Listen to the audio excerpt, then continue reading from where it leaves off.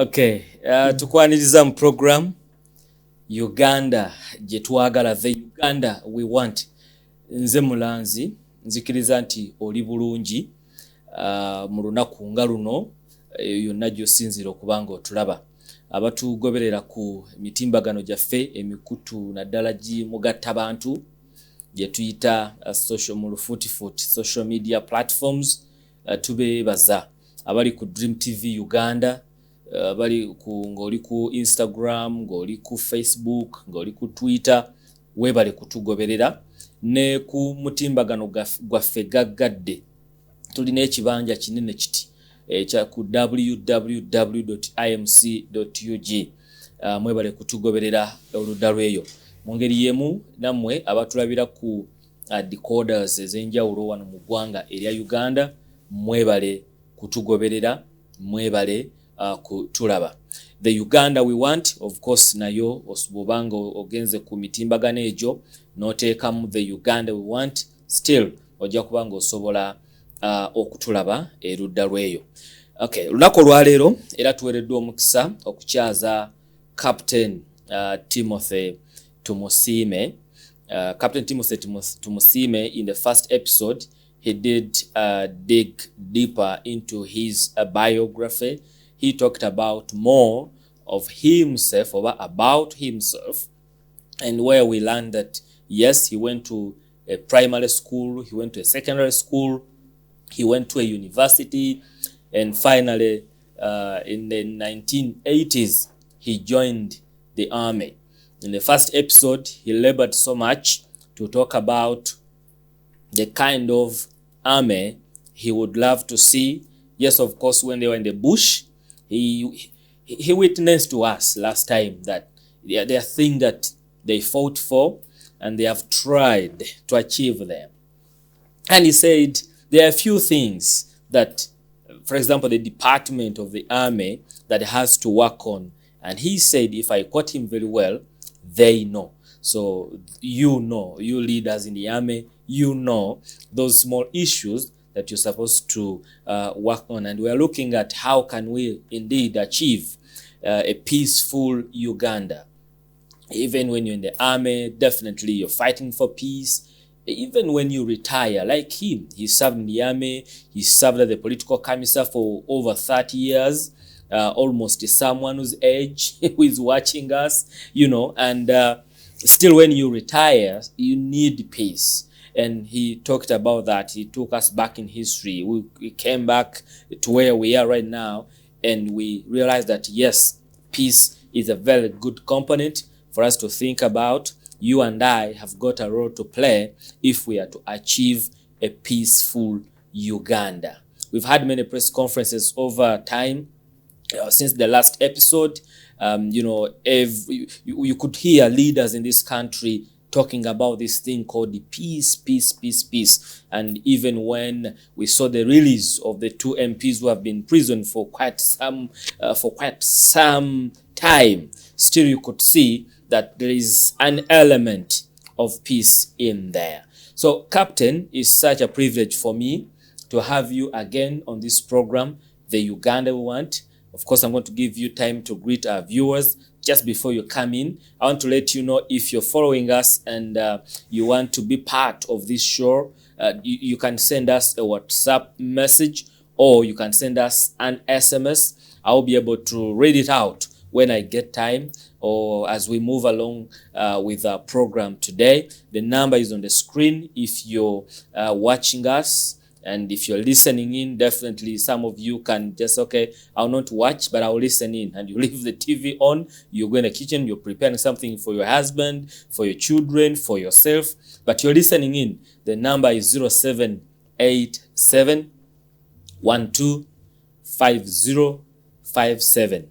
Let me repeat it again. 0787 125057. If you send in your WhatsApp or SMS, I will be able to read it out as we move along with the program. Captain, you're welcome to the program, The Uganda We Want. Could you please greet our viewers? Yes, good evening, viewers. Protocol observed. Musibire mutenga njani zange abo toro kwa banyonza kati abako enenganja ni mwana musibire muta aha tusibye bulungi kibuliddawo nkimanyi bwe baddamu ne kati kibuliddawo ate saagala kutwala budde nga nkinoonya. Well, it's good to have you, Captain. Yes, I just did a recap before you greeted our viewers, and I said in the last episode you were here and you talked about how we can achieve a peaceful Uganda, and you promised to advance from there, and you talk more about how can we achieve, and that's my question coming over to you, how can we achieve a Uganda that honors human rights, a Uganda that is more democratic than the one we have now, and how can we achieve a God-fearing nation? 3 pieces. You can start from where you want. Over to you. Viewers, I will start with the first one. Uganda that I want to see. It's not me who can say I want to see a good Uganda. No. People started many years ago. They wanted to see a good Uganda. And if we do away with our history, then we may not be able to see a good Uganda. As I told you last time, that history guides us. That's why we teach our children history, to avoid mistakes. To avoid mistakes others, our past leaders have done. We try to make sure that we don't repeat those mistakes. I can still remember questions asked in senior 6 about the French Revolution and about the second Bourbon monarchy that collapsed. They said, actually the words which I think the viewers and you would like to hear would be that the second Bourbon monarchy forgot nothing and remembered nothing from the first Bourbon monarchy. I don't know whether you're getting me clearly. They committed they did the same mistakes that the previous Bourbon monarchy of Louis XVI had done. Meaning they never learned from history. They never learned from history. So therefore, when we say that we want to prepare for a good Uganda, we must learn from history. Do you see areas where Uganda has learned from history? No, we can compare. We can compare the case, the Ibinjira case, and the case, the Grace Ibinjira case of 1960s, to other cases that now we are having. And we look at loopholes so that we don't fall into the previous mistakes that the previous regime did, so that we can move smoothly.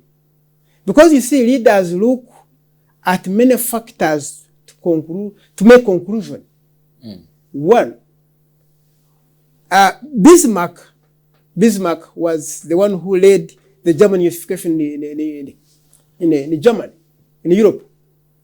That is the Frankfurt War of 1970 and 1971. So 1870 and 1871. He remarked that he had explored all options of avoiding war, but he discovered that war was unavoidable. He ended up saying, no, let us call to God, let's appeal to God, the Almighty, the director of all nations and the disposer of all the wars, to come in and help us now and bless our weapons, because we can't avoid fighting. So normally that's why you usually see wars coming. That's why you saw us last time going to the bush. You get the point. We went to the bush because there were factors already there. Factors were ripe enough. And it was difficult for the then President Obote to control the waves of change or to keep them static. It was difficult. So those are issues we look at. Yeah. So if our issue is about human rights, let's talk more about that, Captain. How was it handled then during the Obotes, the Amins, and how is it being handled during President Museveni's time? I think the factors that compelled Obote to do what he did, these are natural factors that can compel another leader to do what that person did. Because he explores opportunities to avoid those factors. But because those factors must be compared or must be handled in the way they are supposed to be handled. What are those factors? The factors of security. Security has science. And the sense of maintaining a situation that has gone out of hand, that you think really you need to apply. That's why you see the war colleges that were established during that time have not changed. They are the same colleges, the Sandhurst. They have not changed their curriculum. And these are schools where, these are colleges where people go to learn how to. It's like Makerere University here. If they have not changed their curriculum, if they are teaching what they used to teach in the 1970s, then those who learn from there, those who go there, they study the same thing. So it's difficult for them to alter. So you may find something happening similar to exactly what happened sometime. Yeah. And you may ask yourself, why has it happened? Yeah. Because I see your point. It has science. It is fixed. Yeah, I see your point. So now if security, the security factor can actually overshadow or hover over the human right, then that's why I'm asking you, how can we have a country putting aside the security factor that honors human rights? I don't know, sir, the value of history. Because I remember the government spent a lot of money in educating us, including we had to learn about history. And in history, I remember reading the comments of Napoleon Bonaparte when he was talking about liberty. He ascended to power when there were about 30 newspapers, 100 newspapers. And by the time he was leaving the power, he only had 3 newspapers. And he remarked that, this is history, it's not me, it's history. He remarked that liberty is not for commoners. What I don't know, and what I need really to research on, because you see, we can't rely on a person who has again overthrown. So we will find that liberty is for commoners. Because this guy, whom I'm saying, but you see, there are 2 things. One, him being among the 4, he's rated among the 4. Actually, he's among the 3. He's the 4th. So I mean, he's the first, but there are only 4 in the world. These others who have come up, their ranks are very far. But they say they rank Julius Caesar, they rank Alexander the Great, and Hannibal, the one who constructed the Carthage in North Africa, and Napoleon Bonaparte, as the only people who are on top of every other person. But he also looked at various issues like the one I have talked about, and where he commented that according to him then, and I think it's documented in history, that 3 hostile newspapers should be feared more than 1,000 bayonets, soldiers armed to the teeth. Yeah, I think Yeah, I see your point, but Captain, what I'm looking at is looking at the history that you're talking about, and there are many historians who are watching us right now. We want to see that looking at history and as well the future, because when we are talking about the Uganda we want, our eyes are in the future. How can we use the lessons from the history to achieve the Uganda we want now, the future? I want you to take me in the future. Yes, there is history, which is okay, but now how can Uganda land? How can Uganda fly and land into the future? Yes, that honors human rights. I will go that way, but I have to say this. I talked about the example of Napoleon, but this is to give you an example of a person who was later overthrown, and his lineage was banned from taking an office for many years. So now the viewer can see, I'm defending Napoleon this side, but here they are saying in 1815,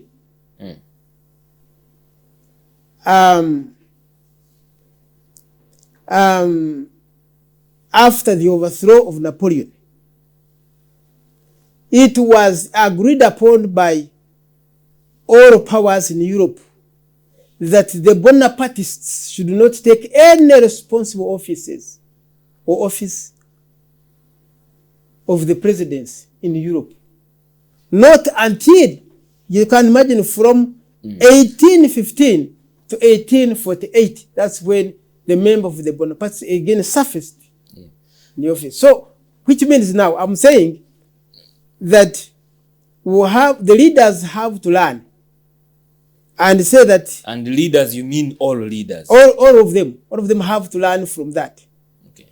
That you can go an extra mile because you need history X to defend you or to move, to be guided by that science.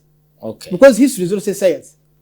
But later on you find, you're heading. Yes, later on you find that this man got stuck until even the entire family, this man died in St. Helena Islands in 1821.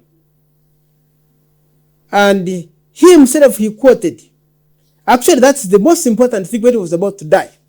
When he woke up and he found rats eating his feet. You know what he quoted? He said that defeat and inglorious is more painful than death.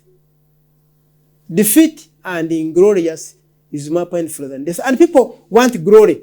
That's why they stick. Yeah, you would rather die than being defeated. Yes, and of course, it depends on what authority you follow, you see. Okay, so Captain, you're telling me, if I'm philosophical and chronologically following your conversation, you're telling me if there is any leader who is watching and listening to you, should be careful the way he handles this issue of human rights. My brother, if he doesn't, he might end up like Napoleon. You see, is it what you're telling me? We read the books. Yes. We read the books, we read around. Yes. We got them and read quite a lot of literature.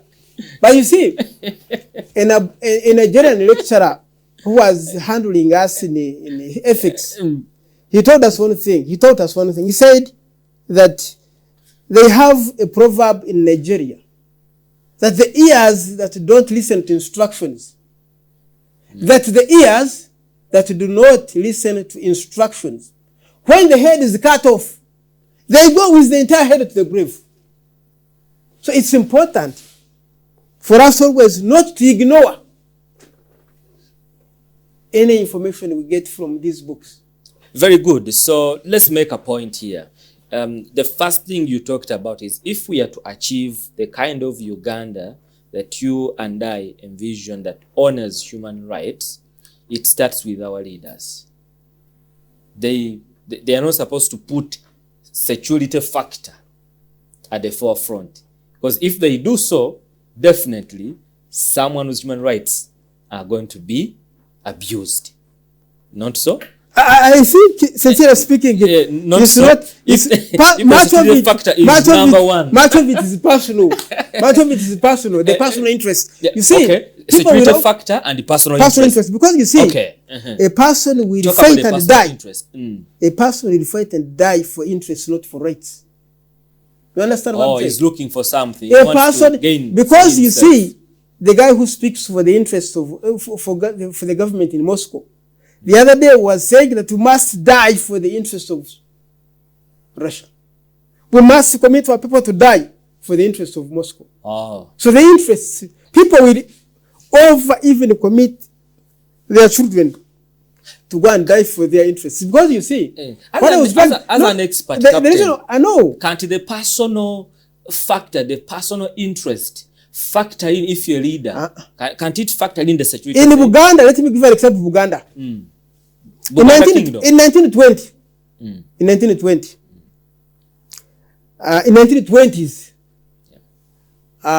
His Majesty Daudi Chwa had ascended to the throne, and he received complaints from the Bataka.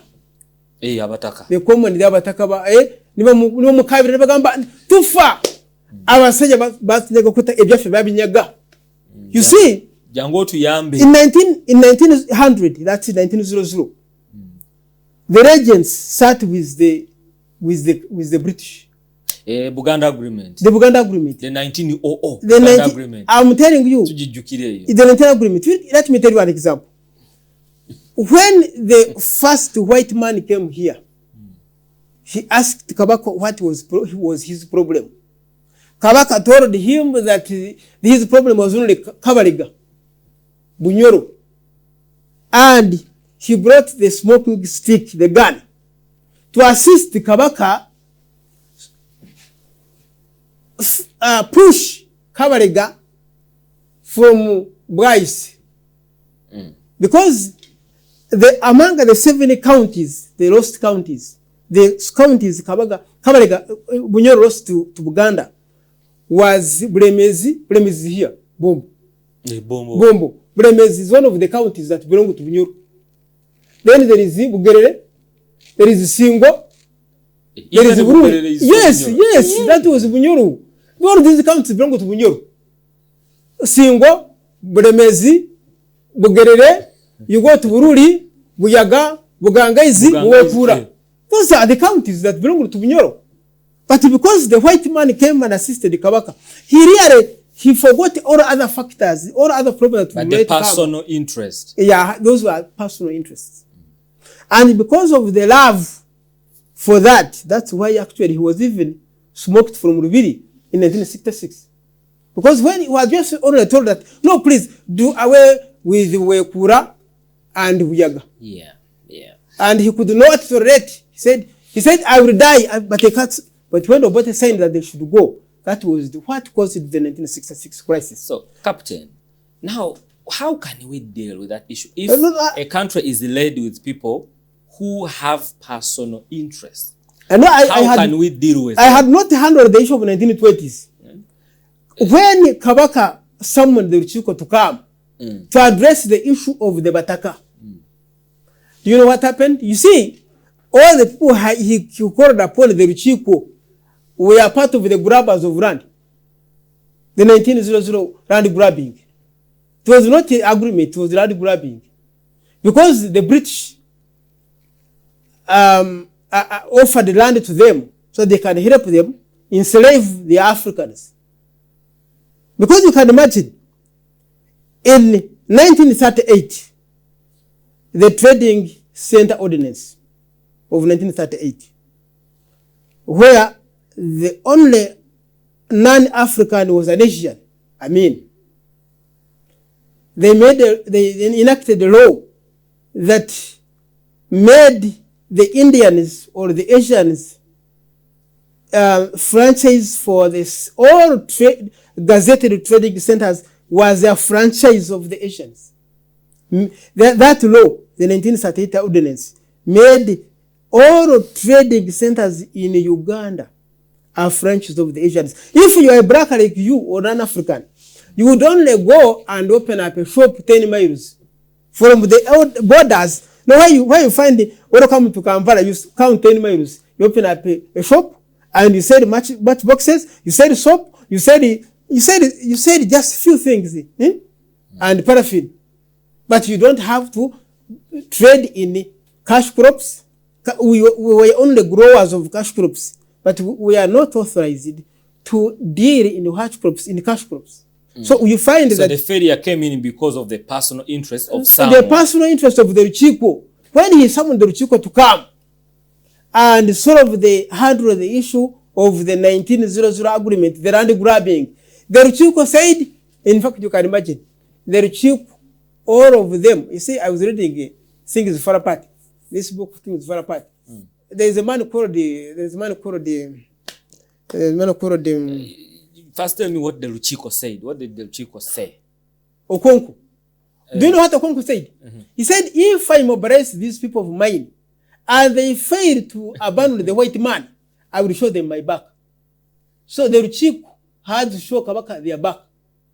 He talked and talked. Even he remarked that the situation is so precarious, capricious, that I'm no longer in charge of my people.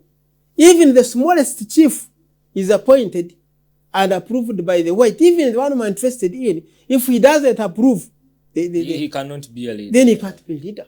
So he said, I'm now like Ndichifanany. Yeah.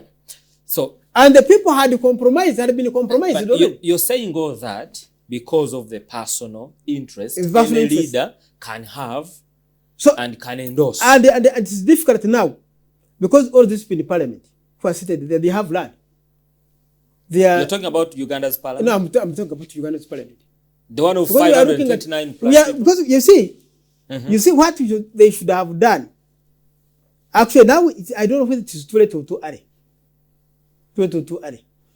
You see, in 1825, when Charles X was elected to be in charge of France, there's one thing they all accepted to do. One was say, let bygone be bygone. Let bygone be bygone. So the issue of land is still a very big problem. Okay, you're saying that most of the people, the members of parliament we have land. I want to connect it with the personal interest we are talking about. So if they have land, should we say that our members of parliament also have their personal interests? There is a new that has just come in. Actually, for the tenant, if you are renting, they say if you have issues with your landlord, he doesn't have to go to court. He has to go to police. But police can smoke you out of the house. So you see, I think somebody must have moved in to push in that law, because the interest of the peasants, the interest of those who rent. There are very few people in Uganda who have houses. Many people are renting from landlords. I know this in your law says, if you have not paid my rent, I have to go to police. And formerly it was, if he has issues, has to go through issues that may look into why have you not paid him. Because there must be issues. So we started from leaders. We can have a leader who leads us not to the purpose of, offering service to the people, but with a personal interest, in his leadership or in her leadership. She's focusing on herself or on himself. We can as well have, let's say, members of parliament who are as well passing the law, not in the mindset or with the aim of offering the service to people who are actually struggling, but because of a personal interest, they can pass a law due to personal interest. Can that happen? And does that happen in Uganda? We have always talked about globalization, and from the opening remarks, you talked about looking at Africa as part of the African society. And if you look at that part of African society, we would also look at issues that have just happened here and there in the African setup. And we find out if at all these leaders, because previously we had two prominent leaders in the African continent that matter a lot, and everybody sings about them and praises them. And we have many streets in Kampala here and dormitories all over the country naming their dormitories on their names. So we can look at Nyerere, we can look at Nkurumah, we can look at other people. But now specifically, I will talk about who? Nkurumah. Nkurumah. Yeah. Before you bring in Nkurumah, there's something I want the viewers not to get lost. In Uganda, from the parliament you talked about, as a senior citizen, do we have laws that are being passed due to personal interest? Well, I talked about that laws of tenants. Did it come out due to personal interest? Many people, because I was talking to a judge, I will not disclose his names, and the judge was worried of whether it passed behind some of those guys, because you see, it is something that at times I may pay you money, and because you have not received it, there are so many issues related to real tenancy. The tenancy is something very, very, very complicated. But the tenancy issue, according to him, because I have discussed at least with several people, and I know that many people outside there are breathing about this law. And of course, as I have said,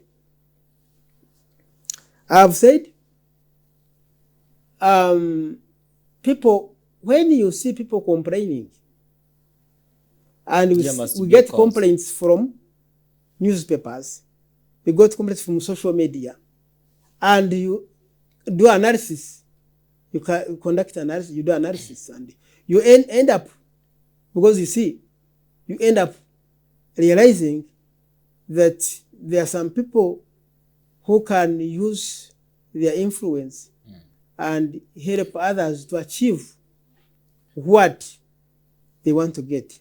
And actually, the other day I was questioning myself, because you see, I read newspapers quite often, and I read even social media here and there.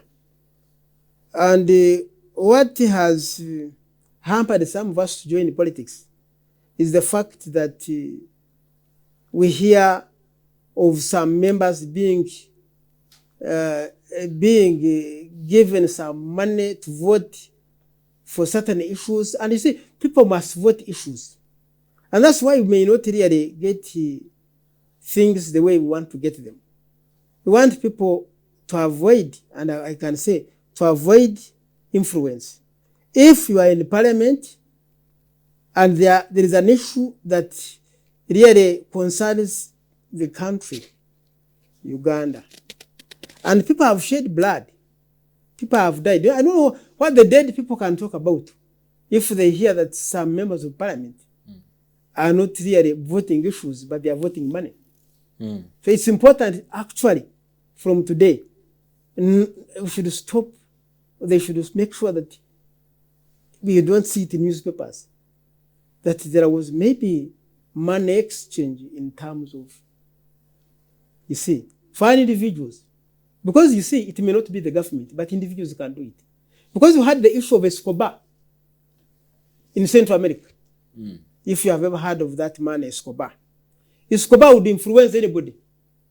So when you hear of the mafia was Escobar. And people have been learning alone. That man, that's the Joko. That man who would make sure that he influences the government to do what he wants. No, the president may not be in the know. So do we have Escobars? There may be some Escobars. Yes, there may be some Escobars around. In Uganda? Yeah. Everywhere. Who are influential? Even I'm telling you, everywhere they are there. That's why. Escobars. Yes, they are the Escobars. They are everywhere. That's why you can see. I'm telling you, in 1958, Kwame Nkrumah wanted the United States of Africa to be organized there and then. But the one who worked hard, I think even Gaddafi wanted to develop it. Who broke the Kwame Nkrumah was Abdel Nasser of Egypt. So, and same people, leaders, yes, same leaders, in the same continent. and they're all, by the way, they're all nationalists, because Abdel Nasser supported many people who were fighting against colonialism. Including, I think, he sent a lot of money even in Uganda. But the problem was, these guys, some others would think that when Nkrumah takes office as the president of Africa, then they would lose offices. You remember, some leaders blocked Gaddafi when he was campaigning everywhere to form the United States of Africa. Some leaders said, no. And they stopped. And you see, we cannot move further unless we all join hands and die for the Africa. Because you see, in 1945, the Lancaster Conference in Europe, the African Congress in Europe, they all agreed that you go and die for the African interests. Go and die for African independence. Good point. Go and die for the African interests, not personal interests. Not personal interests. Okay. So we have people and leaders today who are dying for their personal interests. Because, because we're about to sign out, and actually we only have 2 minutes. I want you to nail down this and provide a solution to someone, to Uganda, not to some, but to Uganda. If we have leaders, let's say in this country, who are serving their own interests, what can we do about such leaders to achieve the kind of Uganda that we want, where we have leaders who are not serving their own interests? Just in a minute. In 2 minutes. Sign out.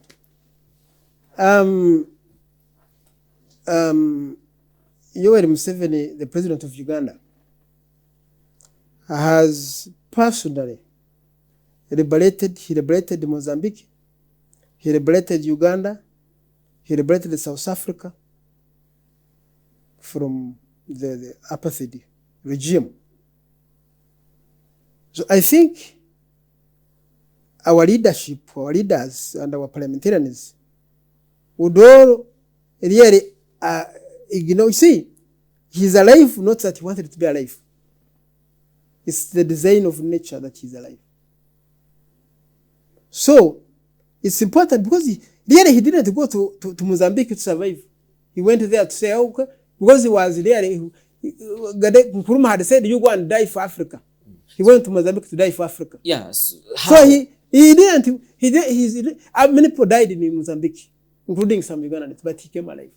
So I'm really insisting that as God has been merciful to us, and has been endowed us, has really on our side, he's on our side to make sure that we continue really pushing to have a good future, maybe to leave a legacy behind. Because you see, leaving a legacy is different. So these leaders should think about their legacy before, yes, as they are in position of leadership. Because you see, what really disturbs my mind is the effort Gaddafi put in to build Libya, and now where Libya is. So I'm saying that if Gaddafi had managed to keep Libya as it was and continued, well and good. So the same thing as I'm saying, our leaders should make sure that they leave a legacy behind with their names in glory. Thank you so much, Captain Tumusiime'S. Yes, today we can't go over this. Our time is fast spent. The next program is coming up, and that's the Dr. Joseph Serwada with Rasa Mayinja. The Uganda we want will come back tomorrow, same time, same people, presenting to you. Good night.